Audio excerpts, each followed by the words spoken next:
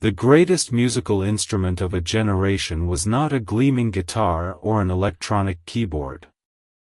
For poor Black and Latino kids growing up in the 70s and 80s, their musical tool was simply their voice. In the neighborhoods of Brooklyn and the Bronx, where instruments were hard to come by, creativity became the ultimate resource. A new form of percussion arose from necessity and pure, unfiltered genius, beatboxing. We rightly honor the legendary architects, Doug E. Fresh, whose style defined the term, and Biz Markie, the clown prince of sound. But who was the man that took this raw street art and forced the mainstream to listen? Who possessed the internal drum machine, the heavy bass on that microphone, that made it a global phenomenon? This is the story of a man whose heart, full of rhythm and soul, was ultimately too big for the world he conquered. It is the tragic legacy of Darren "Buffy" Robinson, the hip-hop pioneer who paid the ultimate price for his fame. The man the world would come to know as Buffy was born Darren Robinson on June 10, 1967, in Marion, South Carolina. Like so many families seeking opportunity, his parents moved north, settling in Brooklyn, New York. Brooklyn in the early days of hip-hop was a concrete incubator of culture, a neighborhood where every corner had a rhythm waiting to be discovered. It was here, on the very block where he lived, that Buffy met his future partners in rhyme and destiny, Prince Marky D and Kool Rock Ski. Their early dreams, perhaps predictably for young men in that era, revolved around the field, not the stage. They dreamed of playing in the NFL, of gridiron glory. But destiny often whispers in a different language, and for these three, it spoke through the nascent boomboxes and the raw, evolving sounds of the street. They were there, right at the dawn of hip-hop, watching the DJs scratch and the rappers freestyle on the corners. As they realized the NFL wasn't in the cards, their focus shifted entirely to the burgeoning scene of beats and rhymes. Buffy was, even then, the wild one, the fun one, the natural comedian of the group. He was always joking, always doing something to make those around him laugh. But he held a secret weapon, an innate talent that was about to redefine the art form. The boys would gather at Buffy's house because he had the crucial DJ equipment. While Buffy mixed and scratched the records, Prince Marky D and Kool Rock Ski would hone their rap skills. As their skills sharpened, the neighborhood started to buzz. They began winning local talent shows and throwing legendary basement parties at Prince Marky D's house. It was during these sessions that they first truly discovered Buffy's revolutionary talent, beatboxing. What made Darren "Buffy" Robinson different was the power he commanded. While others like Doug E. Fresh, rightfully crowned the originator, focused on intricate percussion, Buffy brought the heavy bass on that microphone.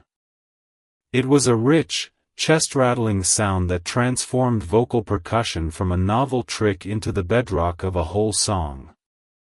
His sound blew their minds. They originally formed a 5-member group called the Hypnotized Five, but quickly streamlined to the trio known as the Disco Three after the other two failed to show up for practice. The defining moment came when they heard about the Tin Pan Apple After Dark dance and rap contest, held at the famed Disco Fever in the Bronx. They arrived with no intention of performing but decided to enter at the very last minute.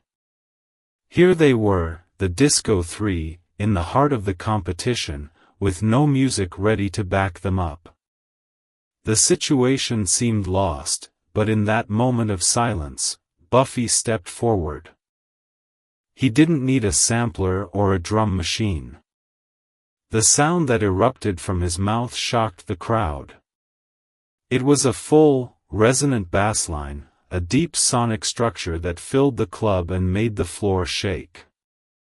As Prince Marky D and Kool began freestyling over the raw, organic beat created by Darren "Buffy" Robinson, the crowd went crazy. Everyone present witnessed history in the making, and the performance later became the classic track, Stick M. They won first place, which was a record deal. Though they had hoped to win second place for the DJ equipment, the record deal instantly solidified them as rising hip-hop pioneers. Buffy had stolen the show.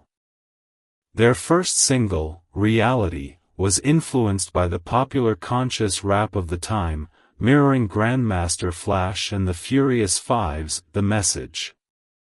But it failed to make any noise. Their managers, Charles Stetler and Linda West, recognized they needed a hit and sought help from the reigning king of rap at the time, Kurtis Blow. More importantly, the managers noted that every promoter booking the group would always ask for the Fat Boys. The group was renamed the Fat Boys, a branding decision driven by their love for food and the huge bills they kept running up. On May 29, 1984, they released their self-titled debut album. With hits like Fat Boys, Jailhouse Rap, and Can You Feel It, the album was certified gold. But it was the video and the track, Stick M, the very song born from Buffy's triumphant moment at Disco Fever, that made Darren "Buffy" Robinson a true superstar and a global figure. With the release of Stick M, which quickly became the first a cappella hip-hop song and showcased Buffy's distinct rhythmic power, Darren "Buffy" Robinson became a sensation. He was no longer just a group member, he was the sonic engine, the beatboxing legend whose booming sound made him a superstar and, perhaps surprisingly, a sex symbol to women who adored his charismatic energy. Suddenly, everybody wanted a piece of the Fat Boys. The industry quickly validated their rise. They secured an endorsement deal with Pepsi and embarked on the groundbreaking Fresh Fest tour alongside giants like Run DMC and Kurtis Blow. Interestingly, Russell Simmons, who organized the tour, initially doubted their inclusion, believing they weren't on the same level. But the Fat Boys proved him wrong, becoming an essential, crowd-pleasing act. This tour cemented them as vital hip-hop pioneers in a rapidly changing landscape. Their mainstream appeal was undeniable. They became only the second rap act to be featured on MTV, following Run DMC's Rock Box. They were everywhere, even scoring commercials for products like Swatch watches. On June 1, 1985, they released their second album, The Fat Boys Are Back, which, carried by singles like the title track and Pump It Up, swiftly earned gold certification. People genuinely loved the Fat Boys and simply couldn't get enough of their infectious, fun-loving personas. The most significant validation came from Hollywood. Their magnetic energy caught the attention of writers for the film Crush Groove. While the movie primarily focused on Russell Simmons and Run DMC, the addition of the Fat Boys brought essential comedy and lightheartedness to the screen. Tracks like All You Can Eat highlighted their signature blend of humor and hip-hop. Their presence in Crush Groove wasn't just a cameo, it marked them as cultural icons whose appeal stretched beyond the music charts. Their success on screen led to an unprecedented deal. Warner Brothers offered them a 3-picture movie deal. In 1987, they starred in Disorderlies, making them the first hip-hop act to headline their own feature film. The film remains a straight classic for many fans, though it struggled at the box office, leading Warner Brothers to sever the relationship and cancel the remaining pictures. Despite the film's setback, their music career hit a new apex. Simultaneously with the movie release, they dropped their fourth album, Crushin. This album delivered their biggest commercial hit, Wipeout, a collaboration with the Beach Boys. The single soared to number 2 on the UK Top 100, hit number 12 on the Billboard Hot 100, and peaked at number 10 on the R&B charts. Crushin gave the Fat Boys their first platinum album. This period represented the undisputed peak. Darren "Buffy" Robinson had achieved everything an artist could dream of: critical acclaim, commercial success, and cultural penetration into film and television. He had not only popularized beatboxing but had successfully monetized it, cementing his legacy as a genuine cultural force. The trio's ability to blend humor and hardcore beats made them global superstars, ensuring that the rhythm laid down by their beatboxing legend would forever echo in the archives of hip-hop history. The transition from the fun, light-hearted hip-hop that the Fat Boys embodied to the darker, more aggressive tones of gangsta rap proved challenging for the trio. The industry was changing, and their playful image was starting to be perceived by some fans as sellouts, especially with pop collaborations like Wipeout and The Twist. Suddenly, the music that had brought them fame was viewed as soft in comparison to the hardcore lyrics taking over the genre. Behind the scenes, the pressure was mounting. Tensions flared over money and the direction of the group. Their managers, who had strategically renamed them the Fat Boys, ironically fought to maintain that image, even urging the group to eat more to keep the weight on. The contradiction was stark: they were being paid to embody a lifestyle that was slowly killing them. The deepest wound, however, was the rupture of their friendship. Prince Marky wanted the group to stop making pop music and return to their hip-hop roots. The conflict escalated until, tragically, Buffy and Kool were convinced by management to vote Prince Marky out of the group. It was a heartbreaking moment of betrayal driven by the business of entertainment. Prince Marky later recounted the painful fallout, stating that when he left the group, he was left dead broke. In a defining moment of profound loyalty and deep sadness, Darren "Buffy" Robinson quietly stepped in. He appeared with buckets of KFC chicken and handed his former partner $30,000 in cash to hold him down. This singular image, the beatboxing legend carrying the symbolic food that defined their controversial image, along with a desperate gesture of financial support, speaks volumes about the internal conflict and the enduring bond between the artists, even when the business tried to tear them apart. As the group fractured, Buffy began to face mounting personal crises. In 1993, he was charged with sexually abusing a minor, corrupting the morals of a minor, and conspiracy. While the girls allegedly lied about their ages, Buffy was ultimately fined $5,000 and given 2 years probation for his role, which involved holding the camera during the filming of a video. The scandal forced him out of the public eye. Darren "Buffy" Robinson retreated from the limelight, focusing on raising his son with rapper Queen Pen and desperately trying to get his health under control for a potential reunion album. Prince Marky was thriving as a powerhouse producer, working with stars like Mariah Carey and Mary J. Blige. The plan was to slim down and come back strong. However, the reality of his situation was a crushing defeat. Being home and battling depression led to increased eating, and the lack of the constant motion and energy of performing caused his weight to spiral completely out of control. This hip-hop pioneer, who could control complex sounds with perfect precision, found himself utterly unable to control his own body. His weight ballooned to a shocking 760 pounds. Buffy had traded his athleticism and health for a comedic brand, and now, the brand was claiming its price. The physical and emotional burden was simply too much for even a beatboxing legend to carry alone. He had the rhythm of the world in his mouth, but the weight of the world on his soul. The story of Darren "Buffy" Robinson is more than a celebrity tragedy, it is a profound reflection of the cultural and economic pressures placed upon the black artist in America. As a hip-hop pioneer, Buffy was a potent symbol of ultimate resourcefulness.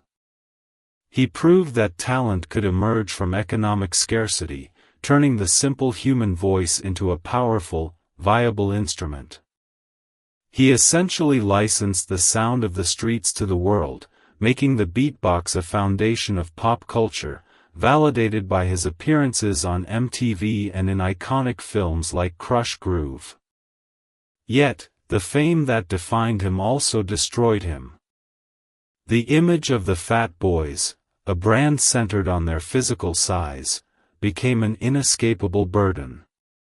The American entertainment machine often demands that artists maintain a marketable gimmick, and in this case, the gimmick was fundamentally detrimental to the artist's health. The group's shift towards more accessible pop tracks like Wipeout brought global success, pushing them onto the UK charts, but it simultaneously triggered a backlash at home, where authenticity was prized above all else. The descent of the beatboxing legend into legal trouble and, most tragically, severe morbid obesity, serves as a harsh social critique. It highlights the deep vulnerability of performers in an industry that fetishizes image without offering adequate support for the mental and physical health required to sustain it.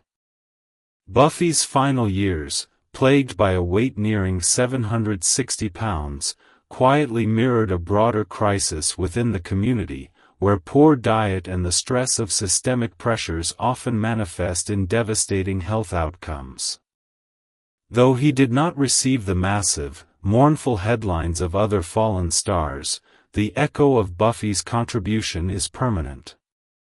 His signature bass beat remains the ghost in the machine of modern beatboxing, a rhythmic reminder of the raw, innovative energy of early hip-hop. He ensured that the voice of the underprivileged youth would be heard globally, and for that, Darren "Buffy" Robinson's tragic tale is forever woven into the complicated fabric of the American dream. The end of the story for Darren "Buffy" Robinson came quietly, starkly contrasting the loud, powerful bass he commanded. On December 10, 1995, at the age of just 28, while battling the flu and practicing music at home, Buffy suffered a fatal heart attack. The legendary rhythm maker who once made millions dance collapsed in a silent moment, his immense body finally giving up after years of immense pressure and neglect. His brother's desperate attempts to revive him with mouth-to-mouth resuscitation were tragically unsuccessful. It was a death that felt profoundly unfair, a quiet tragedy overshadowed by the continuing noise of a genre he helped create. He was a genuine hip-hop pioneer, a man who took the sounds of his home and projected them onto a global stage, yet he passed away virtually unnoticed by the very mainstream culture that had celebrated him in films like Crush Groove.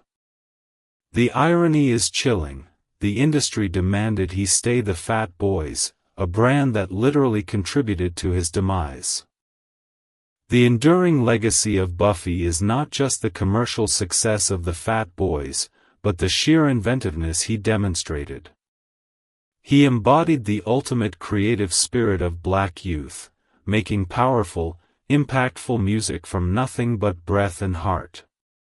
He cemented the art of beatboxing forever, ensuring its place as a cornerstone of hip-hop. Every beatboxer who follows, from Rosal to today's champions, owes a profound debt to the man who made the bass boom. he remains the quintessential beatboxing legend. The story of Darren "Buffy" Robinson is a heavy one, urging us to look beyond the laughs and the hit records, and to consider the cost of the image. What would his life, and his career, have been if he had been encouraged to prioritize his health over his brand? We honor his memory by keeping his rhythm alive. If you grew up with the sounds of Buffy, if you ever watched Disorderlies or remember the moment Stick M hit the airwaves, you felt the change he brought. We read every comment. If the story of this hip-hop pioneer reminds you of a time when music felt raw and true, or if you have a favorite memory of the Fat Boys from their platinum album era, share it below. Let us celebrate the life of Darren "Buffy" Robinson by remembering the unforgettable beat he brought to the world. And don't forget to subscribe to ensure the stories of these cultural heroes live on.